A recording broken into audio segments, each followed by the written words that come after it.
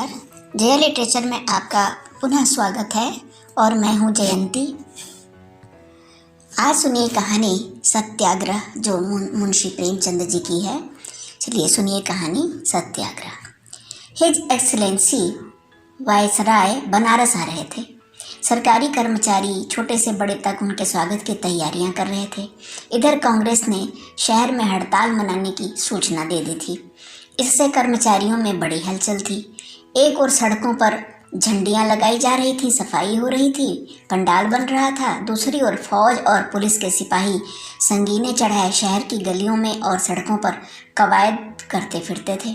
कर्मचारियों की सिरतोड़ कोशिश थी कि हड़ताल न होने पाए, मगर कांग्रेसियों की धुन थी कि हड़ताल हो और ज़रूर हो। अगर कर्मचारियों को पशु बल का जोर है तो हमें नैतिक बल का भरोसा है। इस बार दोनों की परीक्षा हो जाए कि मैदान किसके हाथ रहता है। घोड़े पर सवार मैजिस्ट्रेट सुबह से शाम तक दुकानदारों को धमकियां देता फिरता कि एक एक को जेल भिजवा दूंगा, बाजार लुटवा दूंगा, यह करूंगा और वह करूंगा। दुकानदार हाथ बांध कर कहते, हुजूर बादशाह हैं, विधाता हैं, जो चाहें कर सकते हैं, पर हम क्या करें। कांग्रेस वाले हमें जीता न छोड़ेंगे, हमारी दुकानों पर धरने देंगे, हमारे ऊपर बाल बढ़ाएंगे, कुएं में गिरेंगे, उपवास करेंगे। कौन जाने 2-4 प्राण ही दे दें तो हमारे मुंह पर सदा के लिए कालिख पुत जाएगी। हुजूर उन्हीं कांग्रेस वालों को समझाएं तो हमारे ऊपर बड़ा एहसान करें। हड़ताल न करने से हमारी कुछ हानि थोड़े ही होगी। देश के बड़े बड़े आदमी आवेंगे, हमारी दुकानें खुली रहेंगी तो 1-2 लेंगे, महंगे सौदे बेचेंगे। पर करें क्या, इन शैतानों से कोई बस नहीं चलता। राय हरनंद साहब, राजा लालचंद और खां बहादुर, मौलवी महमूद अली तो कर्मचारियों से भी ज़्यादा बेचैन था। मजिस्ट्रेट के साथ साथ और अकेले भी बड़ी कोशिश करते थे। अपने मकान पर बुलाकर दुकानदारों को समझाते, अन्याय विनय करते, आंखें दिखाते, इक्के बग्घी वालों को धमकाते, मजदूरों की खुशामद करते।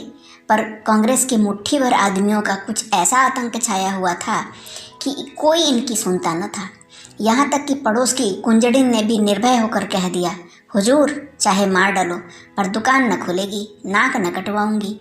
सबसे बड़ी चिंता यह थी कि कहीं पंचाल बनाने वाले मजदूर, बढ़ई, लोहार वगैरह काम न छोड़ दें, नहीं तो अनर्थ ही हो जाएगा। खां साहब ने फरमाया, वक्त इतना कम रह गया है कि दूसरा बाजार तैयार नहीं हो सकता। हुजूर कांग्रेस वालों को गिरफ्तार कर लें या उनकी जायदाद जब्त कर लें, फिर देखिए कैसे काबू में नहीं आते। राजा साहब बोले, पकड़ धकड़ से लोग और झल्लाएंगे। कांग्रेस से हुजूर कहें कि तुम हड़ताल बंद कर दो तो सबको सरकारी नौकरी दे दी जाएगी। उसमें अधिकांश लोग बेकार भरे पड़े हैं या प्रलोभन पाते ही फूल उठेंगे। मगर मैजिस्ट्रेट को कोई राय न जची। यहाँ तक कि वायसराय के आने में 3 दिन और रह गए। आखिर राजा साहब को एक युक्ति सूझी, क्यों न हम लोग भी नैतिक बल का प्रयोग करें। आखिर कांग्रेस वाले धर्म और नीति के नाम पर ही तो यह तुमार बांधते हैं। हम लोग भी उन्हीं का अनुकरण करें, शेर को उसकी मांग में पछाड़ें। कोई ऐसा आदमी पैदा करना चाहिए जो ऐसा व्रत करे कि दुकानें ना खुली तो मैं प्राण दे दूंगा। यह जरूरी है वह ब्राह्मण हो और ऐसा जिसको शहर के लोग मानते हों, आदर करते हों। अन्य सहयोगियों के मन में भी यह बात बैठ गई। उछल पड़े। राय साहब ने कहा, बस अब पड़ाव मार लिया। अच्छा, ऐसा कौन पंडित है? पंडित गदाधर शर्मा। राजा, जी हाँ, उसे कौन मानता है, खाली समाचार पत्रों में लिखा करता है, शहर के लोग उसे क्या जाने। राय साहब, दमड़ी ओझा तो है इस ढंग का। राजा, जी नहीं, कॉलेज के विद्यार्थियों के सिवा उसे और कौन जानता है। राय साहब, पंडित मोटेराम शास्त्री। राजा, बस आपने खूब सोचा, बेशक वह है इस ढंग का, उसी को बुलाना चाहिए। विद्वान है, धर्म कर्म से रहता है, चतुर भी है। वह अगर हाथ में आ जाए तो फिर बाजी हमारी है। राय साहब ने तुरंत पंडित मोटेराम के घर संदेश भेजा। उस समय शास्त्री जी पूजा पर थे। यह पैगाम सुनते ही जल्दी से पूजा समाप्त की और चले। राजा साहब ने बुलाया है, धन्य भाग। धर्मपत्नी से बोले, आज चंद्रमा कुछ बली मालूम होते हैं, कपड़े लाओ देखूं क्यों बुलाया है। स्त्री ने कहा, भोजन तैयार है, करते जाओ, न जाने कब लौटने का अवसर मिले। किंतु शास्त्री जी ने आदमी को इतनी देर खड़ा रखना उचित न समझा। जाड़े के दिन थे। हरी बनात की अचकन पहनी जिस पर लाल शम्फाज लगी हुई थी। गले में एक जरी दुपट्टा डाला, फिर सिर पर बनारसी साफा बांधा, लाल चौड़े किनारे की रेशमी धोती पहनी और खड़ाऊ पर चले।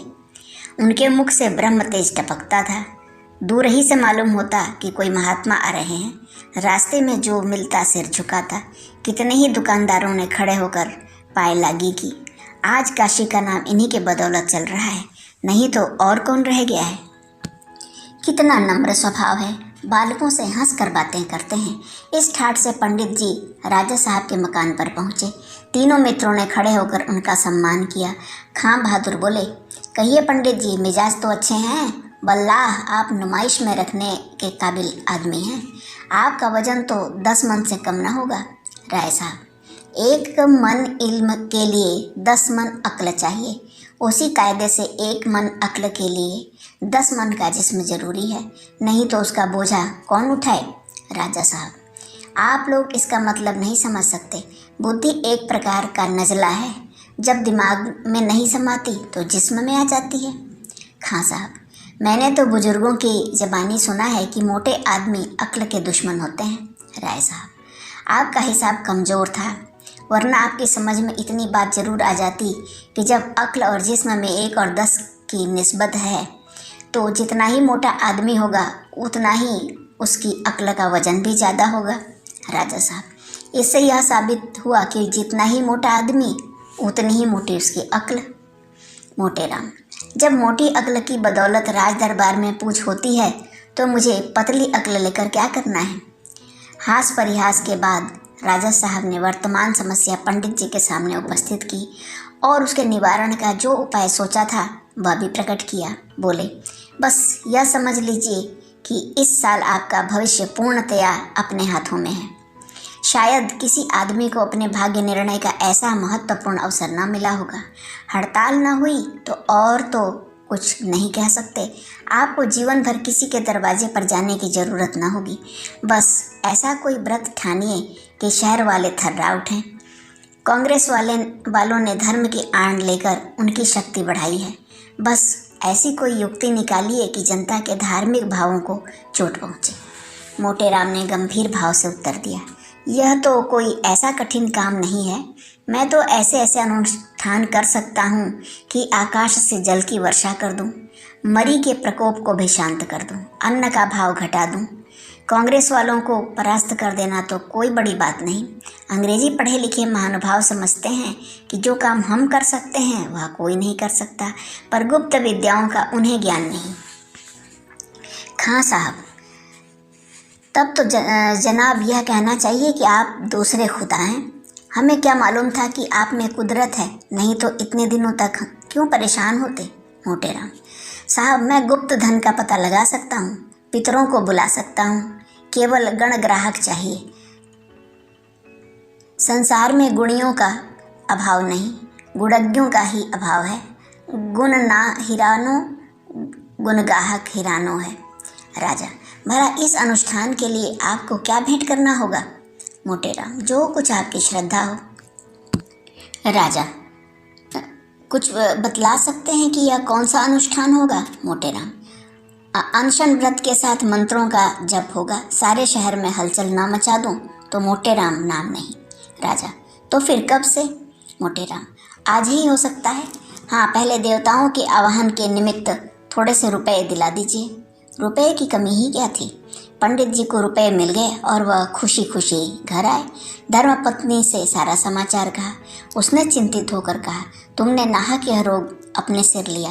भूख न बर्दाश्त हुई तो सारे शहर में भद्द हो जाएगी, लोग हंसी उड़ावेंगे, रुपए लौटा दो।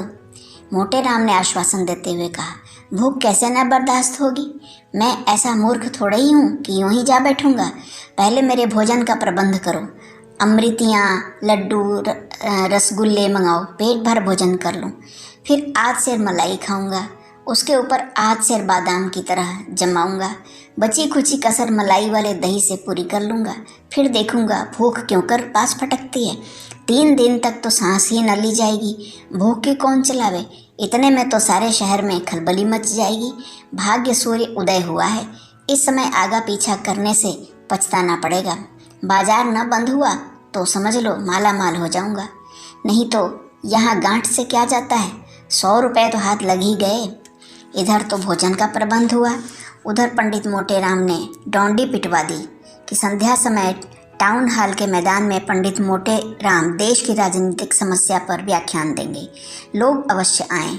पंडित जी सदैव राजनीतिक विषयों से अलग रहते थे, आज वह इस विषय में कुछ बोलेंगे, सुनना चाहिए। लोगों को उत्सुकता हुई।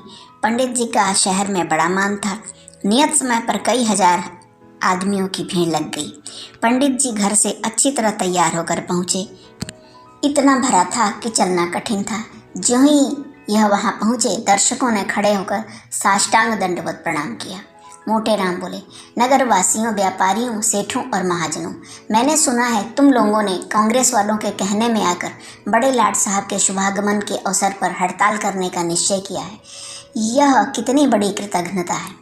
वह चाहें तो आज तुम लोगों को तोप के मुंह से उड़वा दें, सारे शहर को खुदवा डालें। राजा हैं, हंसी ठट्टा नहीं। वह किस तरह देते जाते हैं, तुम्हारी दीनता पर दया करते हैं और तुम गऊओं की तरह हत्या के बल खेत चरने को तैयार हो। लाट साहब चाहें तो आज रेल बंद कर दें, डाक बंद कर दें, माल का आना जाना बंद कर दें, तब बताओ क्या करोगे। वह चाहें तो आज सारे शहर वालों को जेल में डाल दें, बताओ क्या करोगे। तुम उनसे भागकर कहाँ जा सकते हो, है कहीं ठिकाना। इसलिए जब इस देश में और उन्हीं के अधीन रहना है तो इतना उपद्रव क्यों मचाते हो। याद रखो तुम्हारी जान उनकी मुट्ठी में है। ताउन के कीड़े फैला दें तो सारे नगर में हाहाकार मच जाए। तुम झाड़ू से आंधी को रोकने चले हो। खबरदार जो किसी ने बाजार बंद किया, नहीं तो कह देता हूँ यहीं अन्न जल बिना प्राण दे दूंगा। एक आदमी ने शंका की, महाराज आपके प्राण निकलते निकलते महीने भर से कम न लगेगा, 3 दिनों में क्या होगा। मोटे राम ने गरज कर कहा, प्राण शरीर में नहीं ब्रह्मांड में रहता है। मैं चाहूँ तो योग बल से अभी प्राण त्याग कर सकता हूँ। मैंने तुम्हें चेतावनी दे दी, अब तुम जानो तुम्हारा काम जाने। मेरा कहना मानोगे तो तुम्हारा कल्याण होगा, न मानोगे हत्या लगेगी। संसार में कहीं मुँह न दिखला सकोगे। बस यह लो, मैं यहाँ आसन जमाता हूँ। शहर में यह समाचार फैला तो लोगों के होश उड़ गए। अधिकारियों की इस नई चाल ने उन्हें हतबुद्धि कर दिया। कांग्रेस के कर्मचारी तो अब भी कहते थे कि यह सब पाखंड है। राजभक्तों ने पंडित को कुछ दे दिलाकर यह स्वांग खड़ा किया है। जब और कोई बस न चला, फौज, पुलिस, कानून सभी युक्तियों से हार गए तो यह नई माया रची है। यह और कुछ नहीं, राजनीति का दिवाला है। नहीं, पंडित जी ऐसे कहाँ के देश सेवक थे जो देश की दशा से दुखी होकर व्रत ठानते। इन्हें भूखों मरने दो, 2 दिन में बोल जाएंगे। इस नई चाल से जड़ अभी से काट देनी चाहिए। कहीं यह चाल सफल हो गई तो समझ लो अधिकारियों के हाथ में एक नया अस्त्र आ जाएगा और वह सदैव इसका प्रयोग करेंगे। जनता इतनी समझदार तो है नहीं कि इन रहस्यों को समझे, गीदड़ भभकी में आ जाएगी। लेकिन नगर के बनिए महाजन जो प्रायः धर्म भीरू होते हैं, ऐसे घबरा गए कि उन पर इन बातों का कुछ असर ही न होता था। वे कहते थे, साहब आप लोगों के कहने से सरकार से बुरे बने, नुकसान उठाने को तैयार हुए, रोजगार छोड़ा, कितनों के दिवाले हो गए, अफसरों को मुंह दिखाने लायक नहीं रहे। पहले जाते थे अधिकारी लोग आइए सेठ जी कहकर सम्मान करते थे, अब रेलगाड़ियों में धक्के खाते हैं पर कोई नहीं सुनता। आमदनी चाहे कुछ भी हो या न हो, बहियों की तौल देखकर टैक्स बढ़ा दिया जाता है। यह सब सहा और सहेंगे, लेकिन धर्म के मामले में हम आप लोगों का नेतृत्व नहीं स्वीकार कर सकते। जब एक विद्वान, कुलीन, धर्मनिष्ठ ब्राह्मण हमारे ऊपर अन्न जल त्याग रहा है, तब हम क्यों कर भोजन करके टांगे फैलाकर सोएं। कहीं मर गया तो भगवान के सामने क्या जवाब देंगे। सारांश यह कि कांग्रेस वालों की एक न चली। व्यापारियों का एक डेपुटेशन 9 बजे रात को पंडित जी की सेवा में उपस्थित हुआ। पंडित जी ने आज भोजन तो खूब डटकर किया था, लेकिन डटकर भोजन करना उनके लिए कोई असाधारण बात न थी। महीने में प्रायः 20 दिन वह अवश्य ही न्योता पाते थे और निमंत्रण में डटकर भोजन करना एक स्वाभाविक बात है। अपने सहभोजियों की देखा देखी, लाग डांट की धुन में या गृहस्वामी के सविनय आग्रह से और सबसे बढ़कर पदार्थों की उत्कृष्टता के कारण भोजन मात्रा से अधिक ही हो जाता है। पंडित जी की जठराग्नि ऐसी परीक्षाओं में उत्तीर्ण होती रहती थी। अतएव इस समय भोजन का समय आ जाने से उनकी नीयत कुछ डामाडोल हो रही थी। यह बात नहीं कि वह भूख से व्याकुल थे, लेकिन भोजन का समय आ जाने पर अगर पेट अफरान हुआ न हो, अजीर्ण न हो गया हो, तो मन में एक प्रकार की भोजन की चाह होने लगती है। शास्त्री जी की इस समय यही दशा हो रही थी। जी चाहता था किसी खोचे वाले को पुकार कर कुछ ले लेते, किंतु अधिकारियों ने उसके शरीर रक्षा के लिए वहाँ कई सिपाहियों को तैनात कर दिया था। वे सब हटने का नाम न लेते थे। पंडित जी की विशाल बुद्धि इस समय यही समस्या हल कर रही थी कि इन यमदूतों को कैसे टालूं। खामख्वाह इन पाजियों को यहाँ खड़ा कर दिया। मैं कोई कैदी तो हूँ नहीं कि भाग जाऊँगा। अधिकारियों ने शायद यह व्यवस्था इसलिए कर रखी थी कि कांग्रेस वाले ज़बरदस्ती पंडित जी को वहाँ से भगाने की चेष्टा न कर सकें। कौन जाने वे क्या चाल चलें। ऐसे अनुचित और अपमानजनक व्यवहारों से पंडित जी की रक्षा करना अधिकारियों का कर्तव्य था। वह अभी इसी चिंता में थे कि व्यापारियों का डेपुटेशन आ पहुंचा। पंडित जी कुहनियों के बल लेटे हुए थे, संभल बैठे। नेताओं ने उनके चरण छूकर कहा, महाराज, हमारे ऊपर आपने क्यों यह कोप किया है? आपकी जो आज्ञा हो वह हम शिरोधार्य करें। आप उठिए, अन्न जल ग्रहण कीजिए। हमें नहीं मालूम था कि आप सचमुच यह व्रत ठानने वाले हैं, नहीं तो हम पहले ही आपसे विनती करते। आप कृपा कीजिए, 10 बजने का समय है। हम आपका वचन कभी नहीं टालेंगे। मोटेराम, ये कांग्रेस वाले तुम्हें मटिया मेट करके छोड़ेंगे। आप तो डूबते ही हैं, तुम्हें भी अपने साथ ले डूबेंगे। बाजार बंद रहेगा तो इससे तुम्हारा ही टोटा होगा। सरकार को क्या, तुम नौकरी छोड़ दोगे, आप भूखों मरोगे।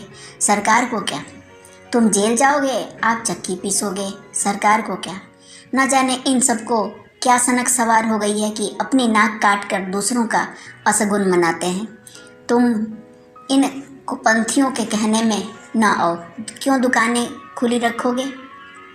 सेठ, महाराज, जब तक शहर भर के आदमियों की पंचायत ना हो जाए तब तक हम इसका बीमा कैसे ले सकते हैं? कांग्रेस वालों ने कहीं लूट मचवा दी तो कौन हमारी मदद करेगा? आप उठिए, भोजन पाइए। हम कल पंचायत करके आपकी सेवा में जैसा कुछ होगा हाल देंगे। मोटेराम, तो फिर पंचायत करके आना।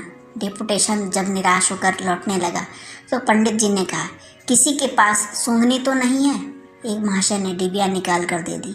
लोगों के जाने के बाद मोटेराम ने पुलिस वालों से पूछा, तुम यहाँ क्यों खड़े हो? सिपाहियों ने कहा, साहब का हुक्म है, क्या करें? मोटेराम, यहाँ से चले जाओ। सिपाही, आपके कहने से चले जाएं? कल नौकरी छूट जाएगी तो आप खाने को देंगे? मोटेराम, हम कहते हैं चले जाओ, नहीं तो हम ही यहाँ से चले जाएंगे। हम कोई कैदी हैं जो तुम घेरे खड़े हो? सिपाही, चले क्या जाइएगा, मजाल है? मोटेराम, मजाल क्यों नहीं बे, कोई जुर्म किया है? सिपाही, अच्छा जाओ तो देखें। पंडित ब्रह्म तेज में आकर उठे और एक सिपाही को इतनी जोर से धक्का दिया कि वह कई कदम पर जाकर गिरा। दूसरे सिपाहियों की हिम्मत छूट गई। पंडित जी को उन सब ने थल थल समझ रखा था। पराक्रम देखा तो चुपके से सटक गए। मोटेराम अब इधर उधर नज़रें दौड़ाने की कोई खोचे वाला नज़र आ जाए तो उससे पूछ लें, किंतु ध्यान आ गया कहीं उसने किसी से कह दिया तो लोग कल तालियां बजाने लगेंगे। नहीं, ऐसी चतुराई से काम करना चाहिए कि किसी को कानों कान खबर न हो। ऐसे ही संकटों में तो बुद्धि बल का परिचय मिलता है। एक क्षण में उन्होंने इस कठिन प्रश्न को हल कर लिया। दैव योग से उसी समय एक खोचे वाला जाता दिखाई दिया। 11 बज चुके थे। चारों तरफ सन्नाटा छा गया था। पंडित जी ने बुलाया, खोचे वाले, ओ खोचे वाले। खोचे वाला, कहिए क्या दूँ, भूख लगाई है ना? अन्न जल छोड़ना साधुओं का काम है, हमारा आपका नहीं। मोटेराम, अबे क्या कहता है, यहाँ क्या किसी साधु से कम है? चाहे तो महीनों पड़े रहें और भूख प्यास ना लगे। तुझे तो केवल इसलिए बुलाया है कि जरा अपनी कुप्पी मुझे दे, देखूँ तो वहाँ क्या रेंग रहा है। मुझे भय होता है कि सांप न हो। खोचे वाले ने कुप्पी उतार कर दे दी। पंडित उसे लेकर इधर उधर जमीन पर कुछ खोजने लगे। इतने में कुप्पी उनके हाथ से छूटकर गिर पड़ी और बुझ गई। सारा तेल बह गया। पंडित जी ने उससे एक ठोकर पंडित जी ने उसमें एक ठोकर और लगाई और बचा खुचा तेल भी बह गया। खोंचे वाला कुप्पी को हिलाकर, महाराज इसमें तो जरा भी तेल नहीं बचा। अब तक 4 पैसे का सौदा बेचता, आपने यह खटराग और बढ़ा दिया। मोटेराम, भैया हाथ ही तो है, छूट गिरी तो अब क्या हाथ काट डालूं? यह लो पैसे, जाकर कहीं से तेल भरा लो। खोंचे वाला पैसे लेकर, तो अब तेल भरवा कर मैं यहाँ थोड़े ही आऊँगा। मोटेराम, खोंचा रखे जाओ, लपक कर थोड़ा तेल ले लो। नहीं, मुझे कोई सांप काट लेगा तो तुम्ही पर हत्या पड़ेगी। कोई जानवर है जरूर, को देखो वह रेंगता है, गायब हो गया। दौड़ जाओ पट्टे, तेल लेते आओ और मैं तुम्हारा खोंचा देखता रहूँगा। डरते हो तो अब रुपए पैसे लेते जाओ। खोंचे वाला बड़े धर्म संकट में पड़ा। खोंचे से पैसे निकालता है तो भय है कि पंडित जी अपने दिल में बुरा न माने, सोचे मुझे बेईमान समझ रहा है। छोड़ कर जाता है तो कौन जाने इनकी नीयत क्या हो। किसी की नीयत सदा ठीक नहीं रहती। अंत को उसने यही निश्चय किया कि खोंचा यही छोड़ दूं, जो कुछ तकदीर में होगा वह होगा। वह उधर बाजार की तरफ चला। इधर पंडित जी ने खोंचे पर निगाह दौड़ाई तो बहुत हताश हुए। मिठाई बहुत कम बच रही थी, 5-6 चीज़ें थीं, मगर किसी में 2 अदद से ज़्यादा निकालने की गुंजाइश न थी। भंडा फूट जाने का खटका था। पंडित जी ने सोचा, इतने से क्या होगा, केवल क्षुधा और प्रबल हो जाएगी। शेर के मुंह खून लग जाएगा। गुनाह बेलज्जा है। अपनी जगह पर जा बैठे, लेकिन दम भर के बाद प्यास ने फिर जोर किया। सोचा कुछ तो ढारस हो ही जाएगा। आहार कितना ही सूक्ष्म हो, फिर भी आहार ही है। उठे, मिठाई निकाली, पर पहला ही लड्डू मुंह में रखा था कि देखा खोंचे वाला तेल की कुप्पी जलाए कदम बढ़ाता चला आ रहा है। उसके पहुंचने के पहले मिठाई का समाप्त हो जाना अनिवार्य था। एक साथ 2 चीज़ें मुंह में रखी। अभी चुगला ही रहे थे कि वह निशाचर 10 कदम और आगे बढ़ाया। एक साथ 4 चीज़ें मुंह में डाली और अधकुचली ही निकल गए। अभी 6 अदद और थीं और खोंचे वाला फाटक तक आ पहुंचा था। सारी की सारी मिठाई मुंह में डाल ली। अब न चबाते बनता है न उगलते। वह शैतान मोटर कार की तरह कुप्पी चमकाता हुआ चला ही आता था।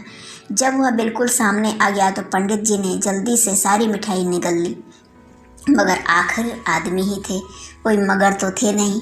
आंखों में पानी भर आया, गला फंस गया, शरीर में रोमांच हो आया और जोर से खांसने लगे। खोंचे वाले ने तेल की कुप्पी बढ़ाते हुए कहा, यह लीजिए, देख लीजिए। चले तो हैं आप, उपवास करने पर प्राणों का इतना डर है। आपको क्या चिंता, प्राण भी निकल जाएंगे तो सरकार बाल बच्चों की परवस्ती करेगी। पंडित जी को क्रोध तो ऐसा आया कि इस बाजी को खरी खरी सुनाऊं, लेकिन गले से आवाज़ न निकली। कुप्पी चुपके से ले ली और झूठ मूठ इधर उधर देखकर लौटा दी। खोंचे वाला, आपको क्या पड़ी जो चले सरकार का पक्ष करने? कहीं कल दिन भर पंचायत होगी तो रात तक कुछ तय होगा, तब तक तो आपकी आंखों में तितलियां उड़ने लगेंगी। यह कहकर वह चला गया और पंडित जी भी थोड़ी देर तक खांसने के बाद सो रहे।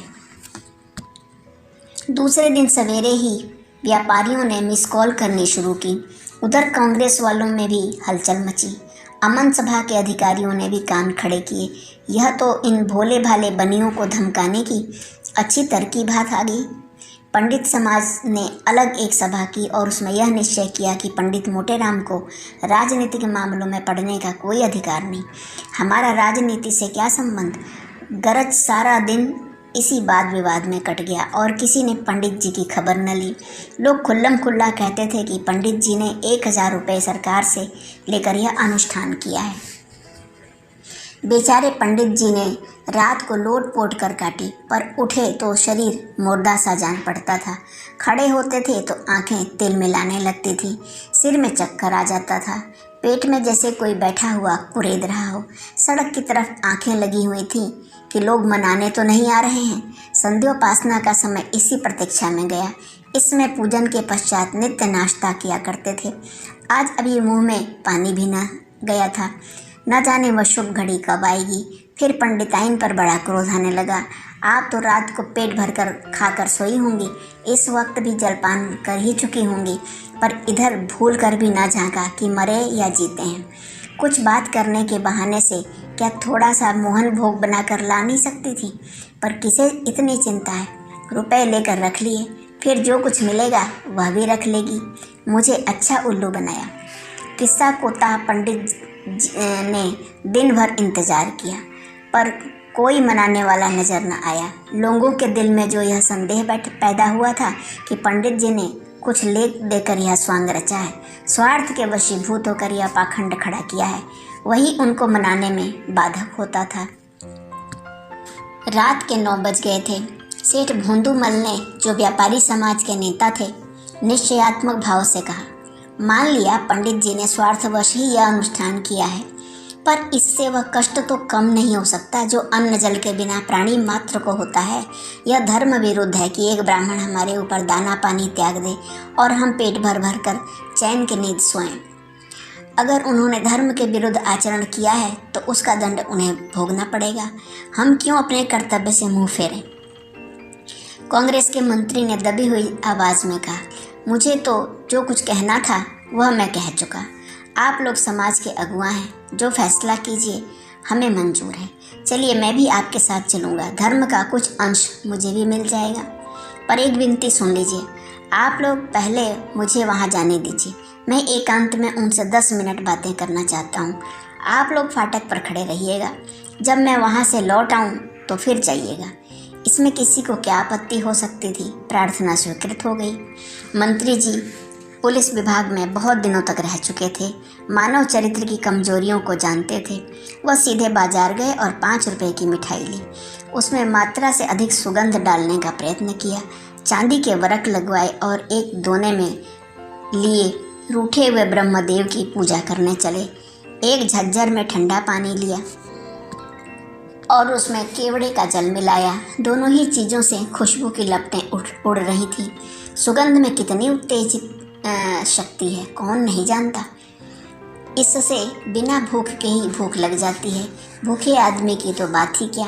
पंडित जी इसमें भूमि पर अचेत पड़े हुए थे। रात को कुछ नहीं मिला। 10-5 छोटी छोटी मिठाइयों का जिक्र। दोपहर को कुछ नहीं मिला और इस वक्त भी भोजन की बेला टल गई थी। भूख में अब आशा की व्याकुलता नहीं, निराशा की शिथिलता थी। सारे अंग ढीले पड़ गए थे, यहाँ तक कि आंखें भी न खुलती थी। उन्हें खोलने की बार बार चेष्टा करते पर वे आप ही आप बंद हो जाती। ऊँट सूख गए थे। जिंदगी का कोई चिन्ह था तो बस उनका धीरे धीरे कराहना। ऐसा संकट उनके ऊपर कभी न पड़ा था। अजीर्ण की शिकायत तो उन्हें महीने में 2-4 बार हो जाती थी, जिसे वह हड़ आदि फंकियों से शांत कर लिया करते थे। पर अजीर्णावस्था में ऐसा कभी न हुआ था कि उन्होंने भोजन छोड़ दिया हो। नगर निवासियों को, अमन सभा को, सरकार को, ईश्वर को और धर्मपत्नी को भी भर कर कोस चुके थे। अब इतनी शक्ति भी न रही थी कि स्वयं खड़े होकर बाजार जा सकें। निश्चय हो गया कि आज रात को प्राण पखेरु उड़ जाएंगे। जीवन सूत्र कोई रस्सी तो है ही नहीं कि जितना चाहे झटके दो, टूटने का नाम न ले। मंत्री जी ने पुकारा, शास्त्री जी। मोटे राम ने पड़े पड़े आंखें खोल दी। उनमें ऐसी करुण वेदना भरी हुई थी जैसे किसी बालक के हाथ से कौआ मिठाई छीन ले गया हो। मंत्री जी ने दोने की मिठाई सामने रख दी और झज्जर पर कुल्हड़ औंधा दिया। इस काम से सूचित होकर बोले, यहाँ कब तक पड़े रहिएगा? सुगंध ने पंडित जी की इंद्रियों पर संजीवनी का काम किया। पंडित जी उठ बैठे और बोले, देखो कब तक निश्चय होता है। मंत्री, यहाँ कुछ निश्चय विश्चय ना होगा। आज दिन भर पंचायत हुई थी, कुछ तय ना हुआ। कल कहीं शाम को लाट साहब आएंगे, तब तक तो आपकी न जाने क्या दशा होगी। आपका चेहरा पीला पड़ गया है। मोटेराम, यूं ही मरना बदा होगा तो कौन टाल सकता है। इस दोने में कलाकंद है क्या? मंत्री, हाँ, तरह तरह की मिठाइयाँ हैं। एक नातेदार के यहाँ बैना भेजने के लिए विशेष रीति से बनवाई है। मोटेराम, जब ही इनमें इतनी सुगंध है, जरा दोना खोलिए तो। मंत्री जी ने मुस्कुराकर दोना खोल दिया और पंडित जी नेत्रों से मिठाइयाँ खाने लगे। अंधा आंखें पाकर भी संसार को ऐसे तृष्णापूर्ण नेत्रों से न देखेगा। मुंह में पानी भर आया। मंत्री जी ने कहा, आपका व्रत ना होता तो 2-4 मिठाइयाँ आपको चखाता। 5 रुपए सेर के दाम दिए हैं। मोटेराम, तब तो बहुत ही श्रेष्ठ होंगी। मैंने बहुत दिन हुए कलाकंद नहीं खाया। मंत्री, आपने भी तो बैठे बैठाए झंझट मोल ले लिया। प्राण ही न रहेंगे तो धन किस काम आएगा। मोटेराम, क्या करूं, फंस गया।